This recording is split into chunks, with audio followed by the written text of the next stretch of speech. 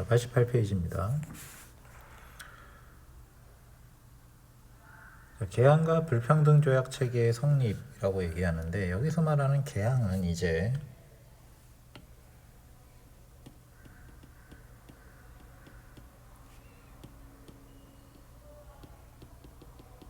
다른 국가와 근대적 조약을 맺었다는 걸 뜻하겠지. 여기서 말하는 다른 국가는 서구 열강과 일본을 이야기하는 걸 겁니다. 자, 처음에 뭐 영종도 방어가 실패했다 뭐 이런 얘기가 나오는데, 이것은 운요 사건을 이야기하는 거겠지.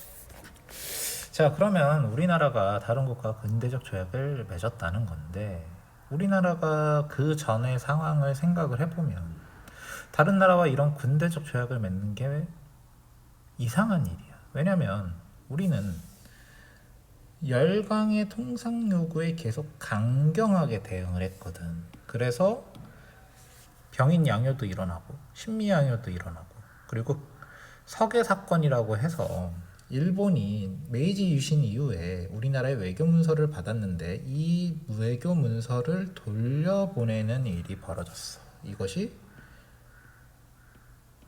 1869년에 일어난 서계 사건이란 말이야. 그러니 서구 열강을 비롯해서 서구적인 개혁을 추진하던 일본을 상대로도 우리나라는 통상 수교나 외교 관계를 맺으려는 생각을 전혀 안 하고 있었단 말이야. 당시는 어떤 시대냐면 흥선대원군이 집권하던 시대라는 거지. 근데 상황이 변했다. 제목에 이렇게 나와 있잖아. 대외 정책의 변화가 나타났다는 거지. 어떤 변화의 원인이 뭐냐? 흥선대원군이 물러난 게 원인이 되는 거야.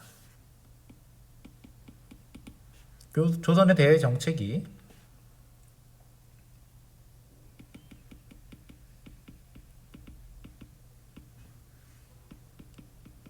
흥선대원군이 하야하면서 대외 정책에 변화가 나타나는데, 어떤 변화냐?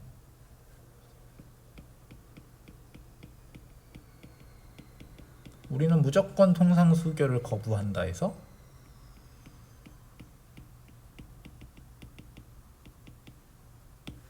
통상개화론으로 생각이 바뀌게 되는 거지. 예전 같으면 절대 서구 열강들에게 나라의 문을 열지 않겠다 이런 거라면, 이제는 개화를 통해서 나라를 부강하게 만들어야겠다라는 생각으로 바뀌었다는 겁니다. 자, 그래서 조선 외교 정책에 변화가 나타났다. 슬슬 개항에 긍정적으로 생각이 바뀌게 되는 거지. 그리고 여기에 영향을 미친 건 통상개화론도 영향을 미쳤다는 거야. 통상개화론자들은 어떤 생각을 하고 있었느냐? 서양 문물을 수용해서 부국강병을 이루자라는 거니까, 한마디로 개항을 하자는 이야기겠지. 그러니까 지금 당시 상황이 이렇단 말이야. 조선의 대외 정책은 이미 개항을 하고 싶다는 쪽으로 변화가 된 상태였어. 그런데 무슨 일이 벌어졌느냐? 강화도 조약이 체결이 되는 거지. 자, 일본은 새로운 외교 관계를 맺으려고 했는데 일본 정부는 스시마번을 통하지 않고 직접 조선에 외교 문서를 전달하려 하였다. 자, 일본 정부는 스시마번을 통하지 않고 하려고 했다. 이게 무슨 얘기냐면, 기존의 일본과 조선의 외교 관계는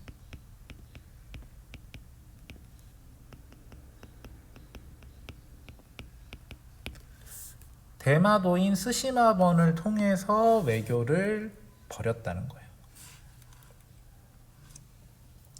하지만 우리나라는 일본이 이것을 이제 메이지 유신 이후에 무시하고 직접 우리나라 정부에 외교 문서를 보냈는데, 조선은 이걸 받아들이지 않았지. 이것이 서계 사건이야.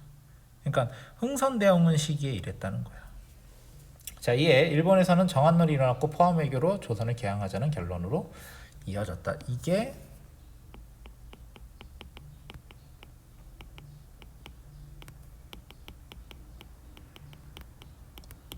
흥성대원군 집권기의 상황이었다는 거지. 자, 그런데 운요 사건이 일어난 1775년에는 이 사이에 이미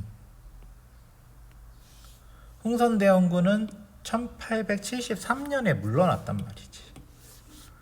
그런데 운요 사건 언제? 1875년이지. 이미 흥선대원군은 없는 상황이란 말이야.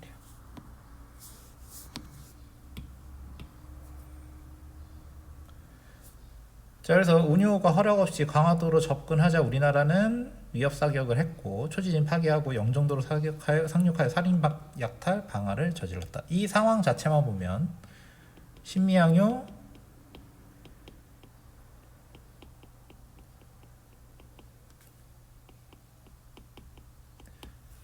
신미양요나 병인양요와 비슷한 성격의 사건인 거지. 하지만 그 이후의 대응이 다른 거야. 자, 일본은 운요 사건 이후에 일본은 피해 배상과 조선의 문호 개방을 요구했다. 여기까지는 신미양요, 병인양요와 판박이야.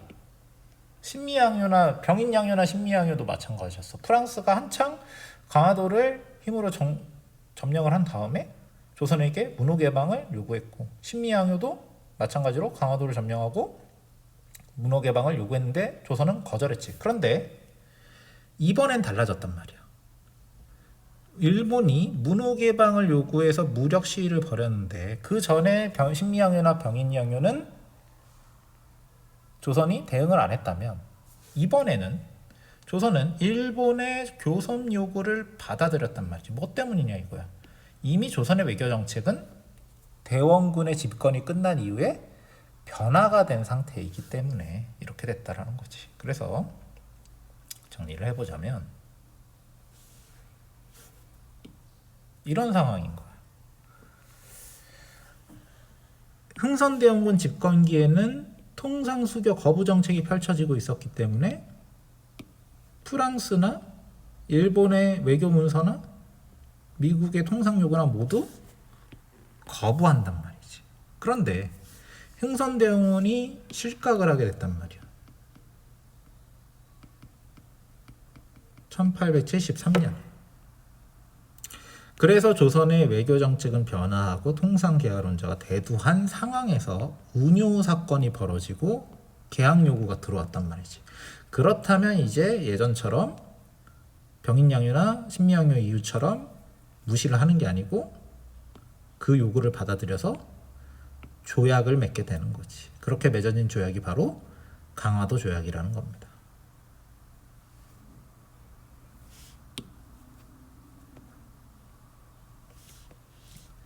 자, 그래서 강화도 조약을 맺게 되는데 강화도 조약의 가장 큰 특징은 이것이 평등한 조약이 아니고 불평등한 조약이라는 거예요. 그래서 이 부분을 공부할 때는 왜 강화도 조약이 불평등 조약일까? 이걸 생각을 해야 된다는 거지. 자, 그럼 내용을 보면 강화도 조약은 최초의 근대적 조약이다. 자, 근대적 조약이라는 말의 뜻은 뭐냐? 근대라는 말을 우리는 교과서에서 공부할 때 이렇게 바꾸면 돼. 최초의 서양식 조약이야. 우리나라가 그전에도 조약 같은 건 맺어봤겠지. 하지만 그것은 동양의 전통적인 방식으로 했던 것이고 이제 서양의 방식으로 처음으로 맺은 조약이 강화도 조약이야. 그 이전엔 그럴 일이 없었지. 그리고 불평등 조약이다. 자, 그럼 왜 불평등 조약이냐? 일본의 영사재판권도 넘겨주고 해양 측량권도 인정하는 거예요. 영사재판권은 여기 옆에 나와 있는데 다른 이름으로 치해법권이라고 하는데 주재국에서 자국민에 관련된 소송이 일어났을 때 주재국의 법률이 아니라 자국 법률에 따라 영사가 재판하는 권리다. 무슨 얘기냐면 영사재판권은 주재국을 조선으로 바꿔봐. 자국민을 일본인이라고 생각해봐.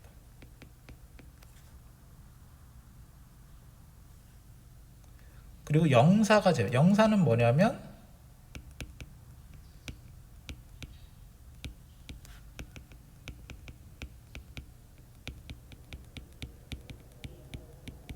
외국에 파견된 외교관을 영사라고 불러. 그러면 무슨 얘기냐면 우리나라가 항구 3개를 열었단 말이야. 부산, 인천, 원산을 열었는데 거기에 일본인들이 가서 장사를 하겠지. 근데 조선 땅에서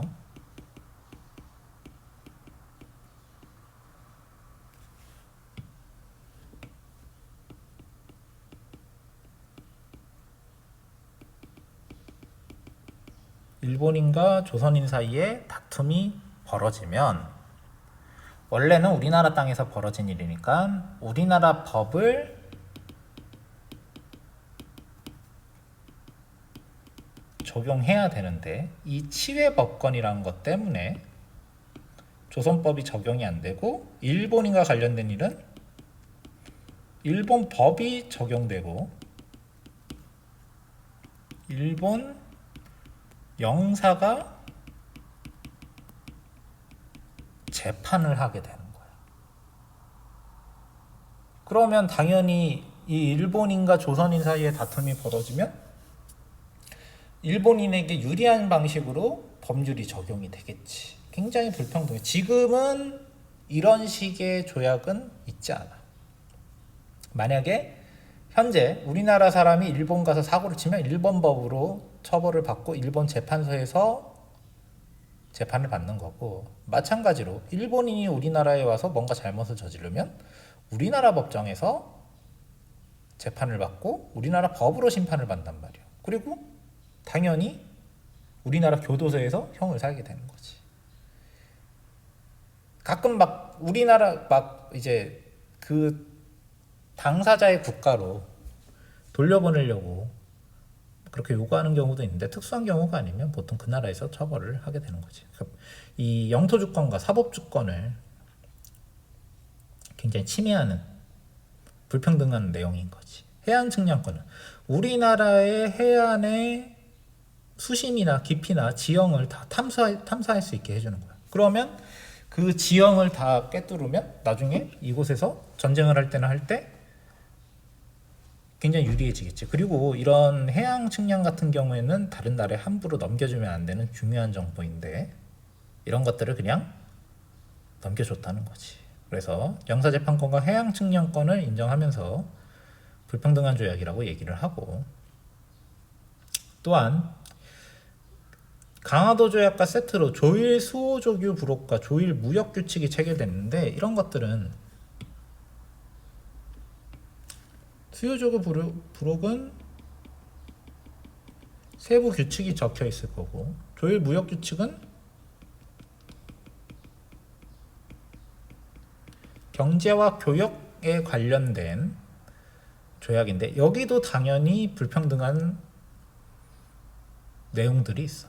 예를 들면 계양장에서 일본 화폐 유통, 왜 우리나라 땅에서 계양장이라고 해봐야 부산, 인천, 원산이니까 우리나라 땅인데 일본 화폐가 유통이 되냐는 거지. 경제적인 주권이 침해당하는 거야.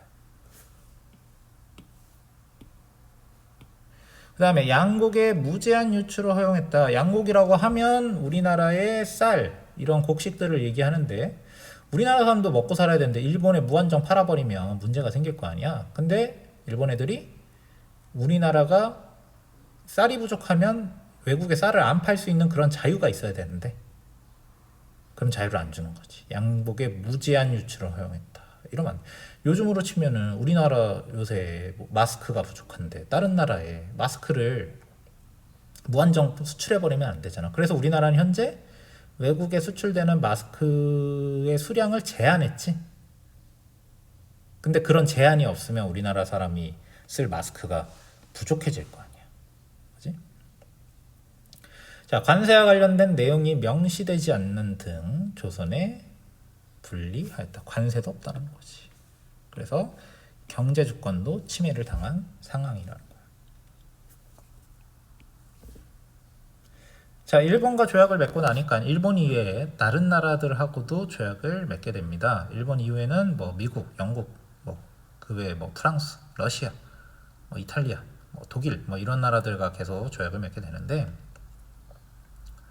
일본 이후에 그 다음에 맺은 나라는 미국과 조약을 맺게 됐어. 자, 미국과의 조약은 어떤 배경으로 이루어졌느냐?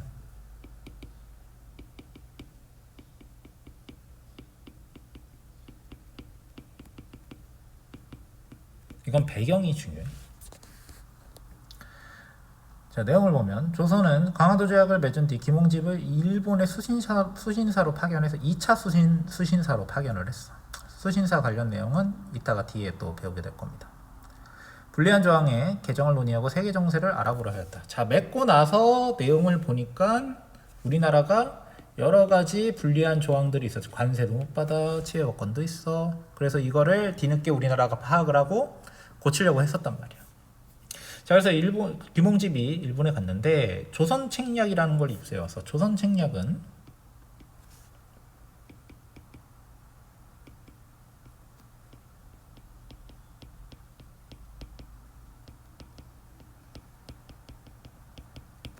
황춘센이라는 사람이 쓴 건데, 이 내용을 보니까 조선에서 가장 중요한 것은 러시아의 남하를 막는 것이 조선에게 가장 중요하다는 거예요. 그래서 조선은 중국, 일본, 미국과 연합해야 된다라는 거야. 그런데 이 내용을 그대로 받아들이면 우리나라는 이미 중국 청나라하고는 우호관계가 있고 일본하고는 강화도 조약을 맺었으니 미국이랑 조약을 맺어야 된단 말이지. 그래서 미국과의 조약이 필요하지 않냐는 여론이 생겨나서 맺어진 게 바로 조미 수호 통상 조약인 거지. 그리고 청나라 외교관 황춘센이 이런 걸 갖다 준 것은 청나라 정부의 입장도 당연히 반영이 되어 있다는 거지. 청나라는 러시아, 일본을 견제하기 위해서 조선에게 미국과의 수교를 적극적으로 알선한 거야. 그러니까 청나라가 원한 거야. 청나라가 조선이 미국과 조약을 좀 맺어서 청나라와 대놓고 얘기하진 않지만 일본과 러시아를 좀 견제 좀 해줬으면 좋겠다라는 게 청나라의 생각인 거야. 그리고 조선 정부 내에서도 내용이 논의가 되다가 미국에 대한 우호적인 여론이 생겨나서 서양 국가로는 처음으로 미국과 수호 통상 조약을 체결을 하게 된 거지.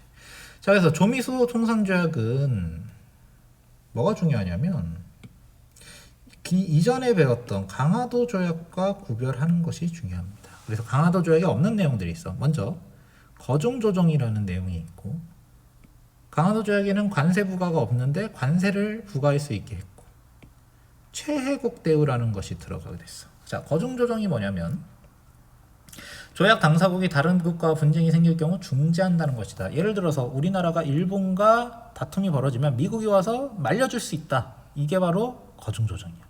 그래서 우리나라는 국제적인 다툼이 생길 때 미국의 도움을 기대할 수 있겠구나라는 생각을 가져. 물론 그것은 나중에 실제로 그럴 일이 벌어졌을 때 미국이 도와주진 않지. 자, 관세가 드디어 부과가 되었고, 일본 강화도 조약에는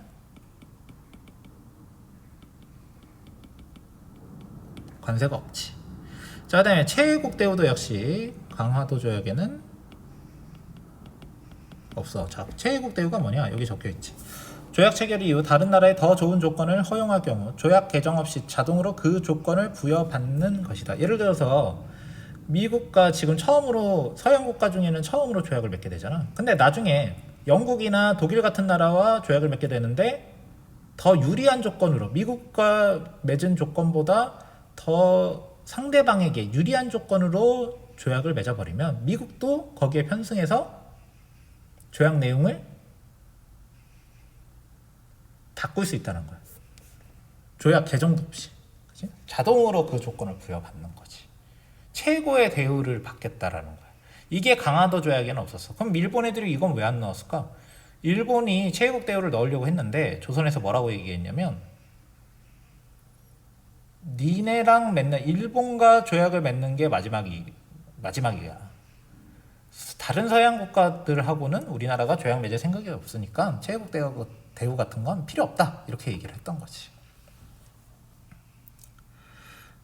자, 그래서 여전히 조미수호 통상조약도 불평등조약이야. 영사재판권도 당연히 있고, 그지? 이런 조약들은 여전히 불평등한 내용으로 남아있다. 그래서 강화도 조약보다는 조금 좋아 보일 수는 있지만 여전히 조미수호 통상조약도 불평등한 조약이라는 거고, 강화도 조약에 없는 거, 그치? 관세라든지 체해국 대우라든지 뭐 거중 조정이라든지 이런 내용을 좀 보는 것이 좋다. 그렇다고 해서 영사재판권 같은 거를 안 봐야 된다는 건 아니야. 또 막 그 차이점만 막 하다가 강화도 조약에도 있고 조미수 통상 조약에도 있는 이 불평등한 내용인 영사재판권을 뭐 빼먹으면 안 되는 거지. 자, 조약 체결 이후에 조선은 미국 공사 부임에 대한 답례로 미국의 보빙사절단을 파병했다. 줄여서 보빙사라고 불러. 1883년에 간 거야. 당연히 조미수호 통상조약이 82년이기 때문에 시간적으로 차이가 있는 거지. 뭐 수신사라든지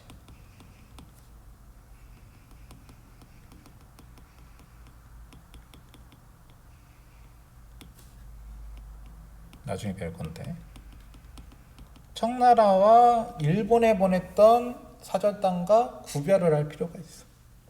보빙 사절단을 발병했고, 청나라의 중재로 영국 독일과 수교했고 러시아 프랑스와도 교류했다. 역시 모두 불평등한 조약으로 맺어진 거예요. 그러니까 미국과의 조약을 시작으로 다른 서양 국가들하고도 줄줄이 몇 년 사이에 조약을 맺게 된 거지. 자, 강화도 조약의 내용을 한번 살펴볼 수 있도록 하고, 1번이 유명하지. 조선은 자주국이며 일본국과 평등한 권리를 가진다. 이것이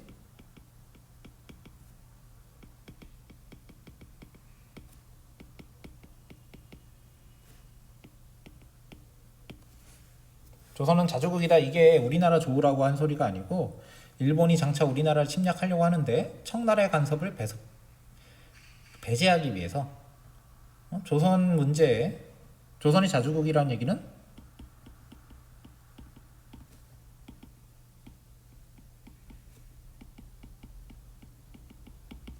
조선 문제 청나라는 빠지라는 뜻이야.